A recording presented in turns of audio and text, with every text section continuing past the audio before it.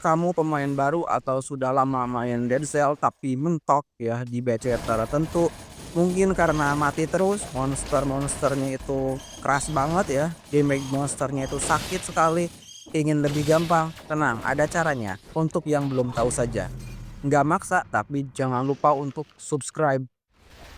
Tentunya caranya yaitu menggunakan assist mode. Tujuan adanya fitur ini biar semua orang bisa main Dead Cell tanpa dipaksa aturan yang susah. Yang penting kamu senang sekaligus puas. Udah beli gamenya susah pula gitu kan. Jangan dibikin stres lah. Mengaktifkan fitur ini masih tetap bisa mendapatkan achievement, bisa dapat BSC atau Boss Team Cell atau hadiah kill sempurna. Tapi skor kamu nggak bakal muncul di leaderboard daily challenge. Caranya, kamu bisa buka menu option di tampilan awal seperti ini, lalu pilih assist mode, atau saat di in-game, seperti ini. Ya, seperti ini ya. Nah, kalau sudah begini, aku akan jelaskan sedikit tentang fungsi-fungsinya. Reveal the map. Fungsinya, area-area di biome yang kita masuki akan langsung terlihat atau terbuka. Contoh, ini map. Awalnya hitam begini kan, karena kita belum melakukan eksplorasi di biome ini. Kalau kita aktifkan reveal the map, akan langsung terlihat atau langsung terbuka seperti ini. Saran saya sih mending jangan diaktifkan sih. Auto hit. Kalau berada di dekat musuh, akan otomatis hit atau menyerang. Tapi hanya berfungsi pada senjata jarak dekat. Kalau kamu merasa terbantu, silakan diaktifkan. Tapi jangan terbiasa ya. Karena ada beberapa senjata untuk mengaktifkan efeknya itu harus default. Seperti Hattori Katana. Auto heal. Fungsinya, kalau HP atau darah kamu sedikit lagi, otomatis akan melakukan heal atau meminum health flask. Tapi menurutku sih jangan diaktifkan ya. Kalau bisa saat isi darah itu usahakan kabur dulu ya. Jangan lagi saat ribut atau saat dikeroyok gitu kan. Ya, ataupun juga saat lawan bos mending cari momen yang pas gitu kan. Easier Fairy. Fungsinya jadi lebih gampang untuk timing Fairy. Pokoknya jadi gampang untuk blok serangan menggunakan shield atau perisai. Bisa kamu aktifkan kalau itu membantu. Destroy door. Semua pintu yang kamu temui akan hancur. Saran saya jangan diaktifkan. Kadang pintu berguna untuk membuat monster stun, apalagi kalau kamu mencari skill emergency door. Lebih baik jangan diaktifkan. Slower enemies. Fungsinya gerakan dari serangan monster jadi lebih pelan.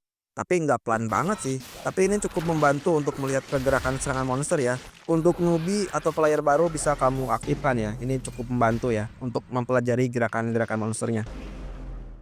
Slower trap. Jebakan-jebakan yang kamu temui di tiap biome akan bergerak lebih lambat.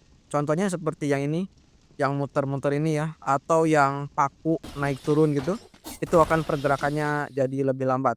Atau jebakan-jebakan lain yang ada pergerakannya. Kamu bisa mengaktifkan assist mode ini kalau itu membantu kamu. Nah, ini yang paling penting, ada 3 opsi ini nih. Trap damage, enemies hold, dan enemies damage. Maksudnya gini, trap damage. Kalau kamu merasa jebakan-jebakan di game ini terlalu menyakitkan, kamu bisa atur dari 100% ke 20% agar damage dari jebakan-jebakan itu tidak terlalu berbahaya. Ini membantu biar lebih hemat HP ya. Terutama mungkin kamu pemain baru ya atau ya baru main Dead Cell tiba-tiba kena jebakan itu sakit banget ya gitu misalkan. Ya kamu bisa atur di sini ya, semakin kecil angkanya semakin kecil pula damage yang akan kamu terima. Enemies hold. Ini juga penting kalau kamu merasa monster-monster yang kamu lawan itu alot, keras banget ya untuk dihabisi, kamu bisa atur dari 100% ke 20% atau berapapun yang kamu mau. Semakin kecil angka yang kamu atur, semakin empuk monster yang kamu lawan. Ya nggak empuk banget sih, ya tipis-tipis gitulah. Ini sangat membantu untuk player pemula ya. Enemies damage. Ini juga sama, kalau kamu merasa damage monster-monster yang kamu hadapi itu sakit banget gitu kan. Kamu bisa atur dari 100% ke 20%. Semakin kecil angka yang kamu atur, membuat damage monster enggak terlalu mematikan ya. Ya lumayan lah, ini sangat membantu untuk player pemula kalau menurut saya. Kamu bisa atur sesuka kamu. No Pendor Mimic. Fitur ini mencegah monster Pendor Mimic muncul. Monster ini biasanya menyamar sebagai pedagang. Biasanya juga muncul di biome The Bank, bisa juga di biome lain. Lebih baik jangan dicentang ya, abaikan saja. Jadi biarkan tetap ada ya, karena akan menjatuhkan mutasi dan juga hadiah yang lumayan kalau kamu ketemu monster ini.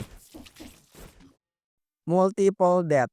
Nah ini nih, kalau kamu mati ya di game ini akan respawn atau kembali ke biome awal ya, di Prisoner Quarters gitu kan. Nah, kalau kamu aktifkan fitur ini, fitur mode assist ini, bakal respawn di checkpoint terakhir. Jadi gak perlu ngulang dari awal lagi. Kamu bisa aktifkan dan mengatur jumlah nyawanya 1, 3, dan 7 atau tak terbatas. Misalnya aku ambil titik checkpoint di sini, aku aktifkan multiple death dan aku atur nyawanya tak terbatas saja. Lalu quit game. Kemudian play lagi dan kembali ke titik checkpoint yang sebelumnya aku ambil. Lalu coba untuk mati di sini. Nah, nanti muncul layar seperti ini ya. Klik saja yes. Dan kamu akan kembali ke titik checkpoint yang sudah kamu atur tadi. Ya bisa kamu lakukan dimanapun ya. Misalnya di dekat ruang bos gitu kan. Bagaimana? Apakah sudah mulai paham menggunakan fitur assist mode?